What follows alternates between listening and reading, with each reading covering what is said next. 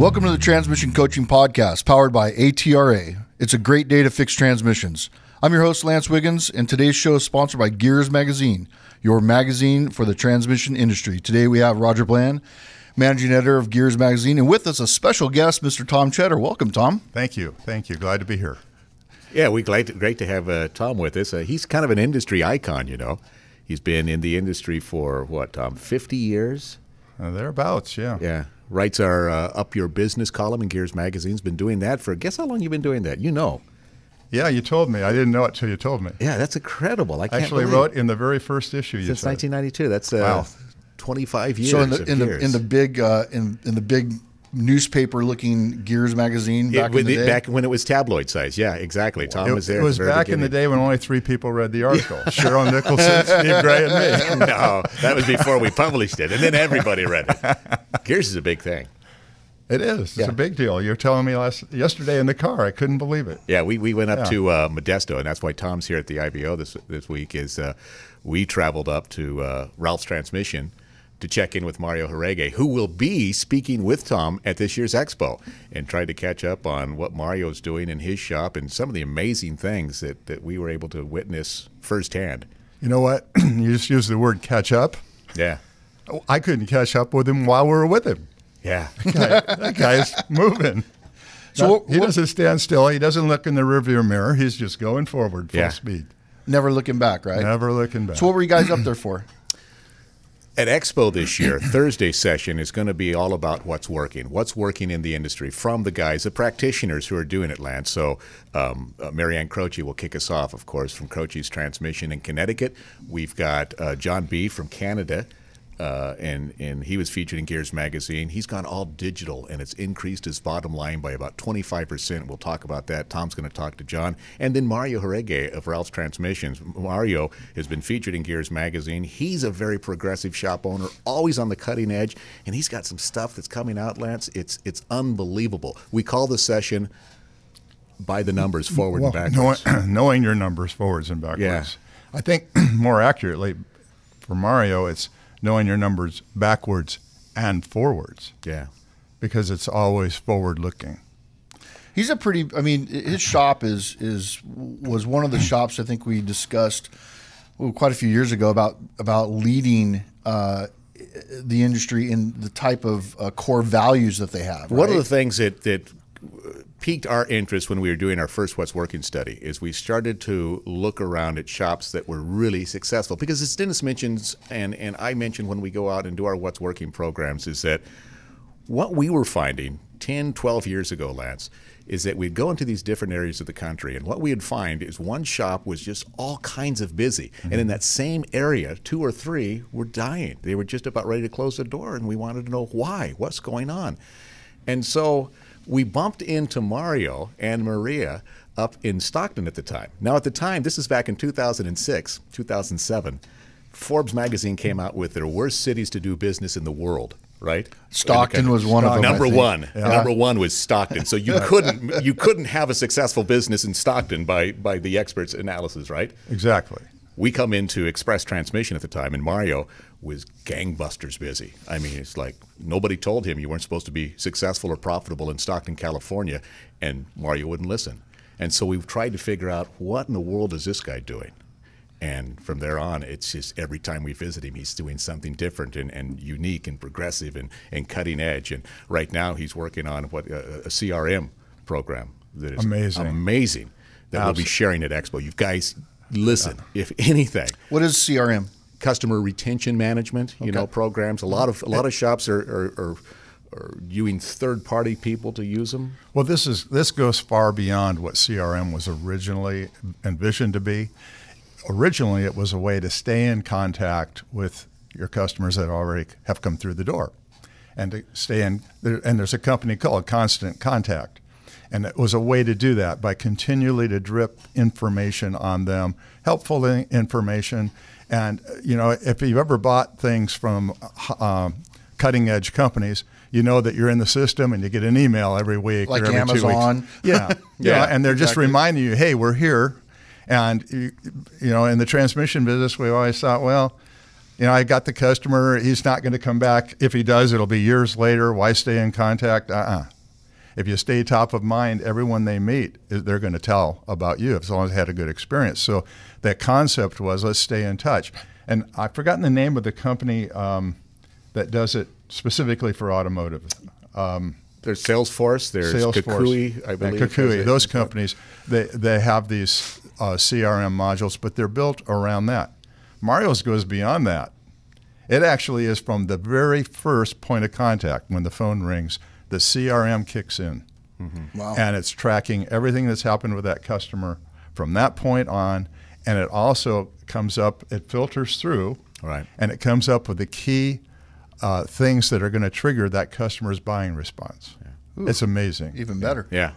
I think that it's important to stay in the view of the customer, whether or not you need your transmission serviced or looked at. It comes down to, you know, you're at the backyard barbecue and your friend says, "Man, I've been having some car trouble." Oh yeah, I got a guy.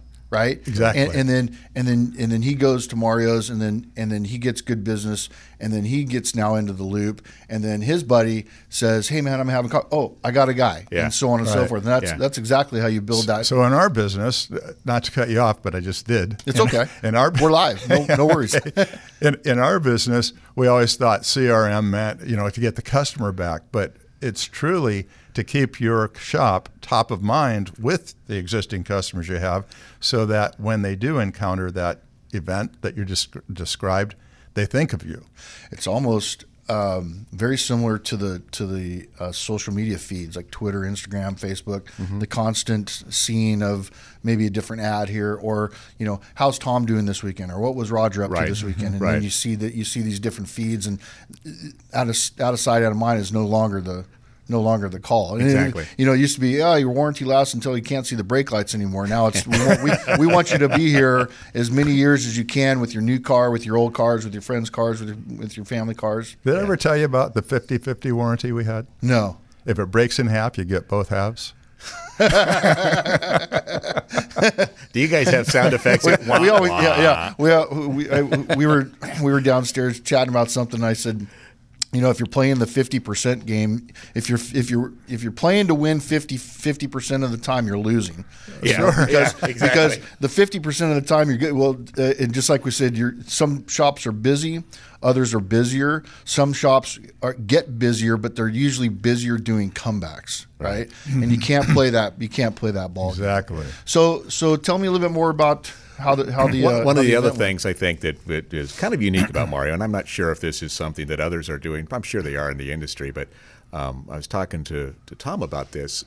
Last week I got a call from Matt Dusty up at Dusty's Transmissions, and he was concerned about because of the advent of the internet's existence, and people can pretty much shop parts online. And when you get enthusiasts like diesel enthusiasts or car enthusiasts or you're doing work for, they know exactly what those parts cost because they've all checked them out online, and they know the codes, they know everything about that car. And so when you do a job for them and you give them an itemized parts list, they're going to question that. Hey, how come you charge me $300 for this input shaft when I know I can buy it from the same source for $100? Yeah. And then you have to go through the whole, you know, explanation of, you know, why we have to mark up the parts. Mario, in his pricing structure, when he's doing overhauls, increases his labor rate, which is, like we talked about, the hourly rate. Hourly rate. He doesn't blow up extra hours. No, he just charges more per hour. The hourly rate is higher. Sure. So, and he's transparent with his parts. Says, here's my parts list. I do a 10% markup. Everybody understands that. He'll even show the customer the cost if need be. And so he eliminates what Matt was talking about with a higher labor end and, you know, nominal markup on the parts. He still gets the money he needs for the job. Sure. But he doesn't have to go through the explanation to customers why his parts markups are what they are, which they need to be anyway. Right. Well, that isn't unique. It's new to our industry, that idea, but it's not a unique idea. If you've ever had a contractor do a remodel on your house, they list all the materials and everything that's going to go into it, and then at the bottom there's a line that says profit or labor or whatever, but you know, they don't conceal it. It's there. And think of attorneys, for instance. They have these huge hourly rates, but they don't have anything else to sell. Right. And when it really boils down to it, Mario's recognized that we really aren't in the parts business. We're in the business of doing repairs or providing a service, and we should be paid well for that. Right. And the parts are just coincidental. Yeah. And they're less and less a part of some of the jobs. I mean, some jobs have no parts. It's interesting. I almost filled in the blank there when you said we're not. You said we're not in the something business. We're not in the parts business. Right. I almost said we're in the time business. Perfect. Right. Yeah. We want, and especially when you mentioned lawyer, I was thinking, Dennis and I were just talking about, when you send a lawyer a piece of paper and it's got one sentence on it, and he charges you $100 for it. It's his time, and that, right. and I think that for the customer, that's a very important topic for them. They have to understand we don't get paid for what we do. We get paid for what we know. Exactly. Yeah. But what I'm describing here is if I'm going to drop my truck off to Mario's shop and Mario says I'll have it back to you tomorrow, I'm expecting that, and when he puts that bill down in front of me, I'm going to have no problem paying for that.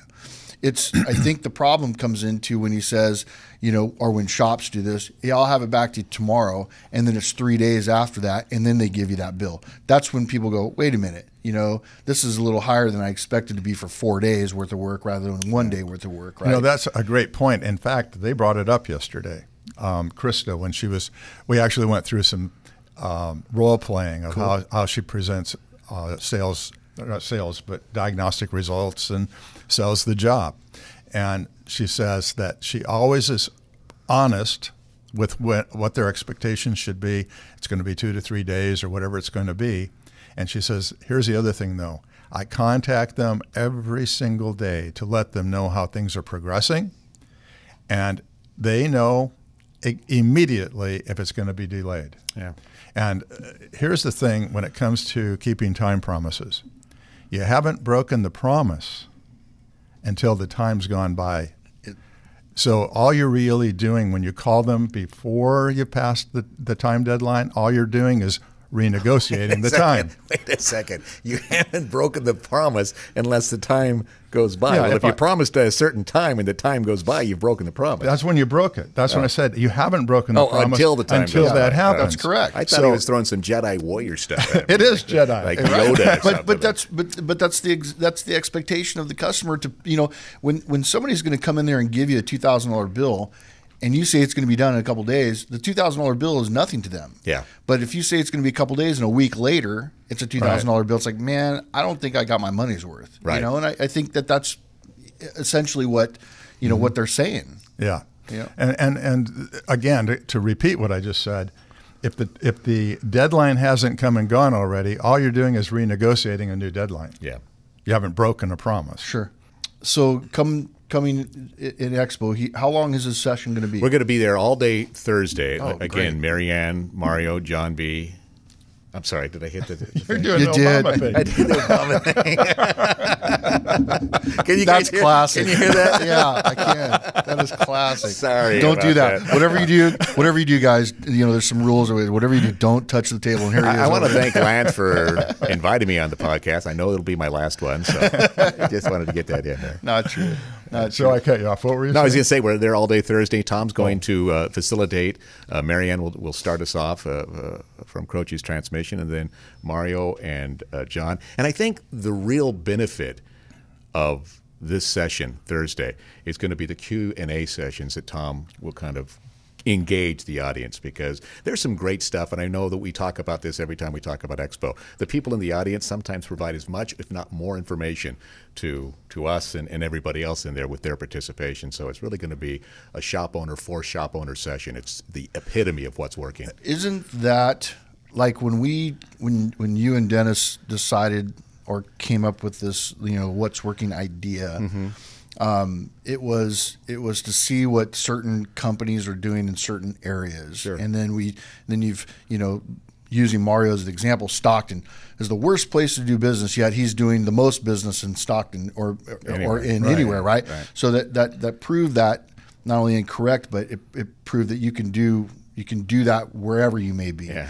And I think the people, the shops, the owners, the managers that show up to Expo, those are the ones that are doing it. Right. and or want to. You know, and getting that information. I mean, last year there was that guy that was there from the Ohio area, was not a transmission owner. Remember, we sat down with him. This guy had his pen and paper out, and he was asking every single owner, all the suppliers, all the big, and he just asked questions about transmission business. He wanted to open a transmission shop because there wasn't one in his area. And this guy was a business guy, but when his transmission failed, he had nobody to take it to. Oh. And so he decided that I'm going to open up a transmission shop because there's a lot of other people that are around me, and I'm curious. I still have his number. I think that might be a great follow-up call, just based on what we're talking about today, on how, here's a new guy who went to Expo, decided to listen to some management guys, figure out that this is an opportunity for him, and see where he is now. Yeah, a year later. Yeah, kind of curious. So about to that. complete what you were describing, Rodger, for the Expo. This is going to be more of a relaxed presentation than perhaps those who have been are used to. It'll be more of an interview, but in this case, the audience is really going to be as much a part of the presentation as, if you will, the presenters. And the presenters we're going to give the opportunity for them to more or less showcase or cameo how they're doing things differently. But that should spark some great conversation. But also, other shop owners are going to say, you know what, I think that's a great idea, and we're doing this additionally. Yeah.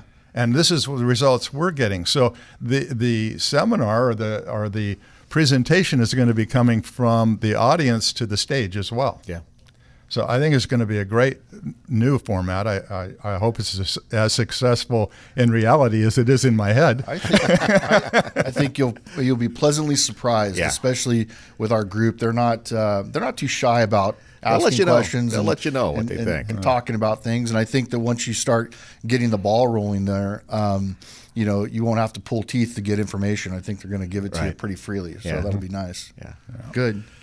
All right, guys. Well, thank you so much, Thom. It was great having you here. It was great to be here, and thanks for asking me. It was a pleasant surprise. Good. Well, guys, it's a great day to fix transmissions, so let's keep fixing transmissions together. Until next time, thanks.